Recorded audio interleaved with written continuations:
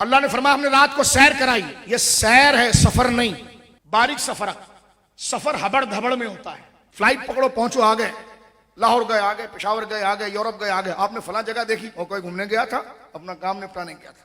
میں حضرت صاحب کی بارگاہ میں ملاوی کئی دفعہ حاضر ہوا، تو اگر کوئی مجھ سے پوچھے ملاوی میں فلاں جگہ آپ نے دیکھی، تو حضرت بھی کہیں گے، یہ بھی کہیں گے رات جلسہ کرنے آئے تو صبح چلے گئے.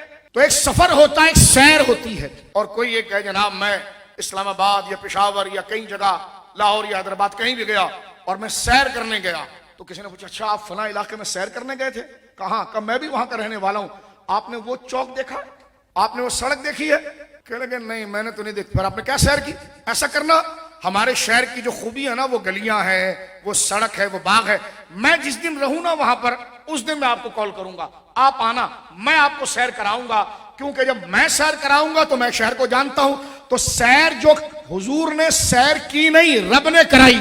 اب یہ کہنا کہ حضور کو کچھ کائنات کا پتہ نہیں، معاذ اللہ، تو یہ سوال حضور پر نہیں رب پر آئے گا کہ رب سیر بھی کرا رہا ہے اور چھپا چھپا کی چیزیں بھی رکھ رہا ہے.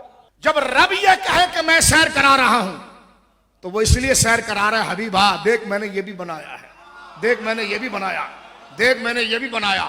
سیر کریں مصطفیٰ، سیر کریں مصطفیٰ، سیر کرائے خدا اور ہو بھی سیر. تو مجھے بتاؤ کائنات کا کون سا ذرہ پوشیدہ ہوگا جو رب نے دکھایا نہیں اور مصطفیٰ نے دیکھا نہیں؟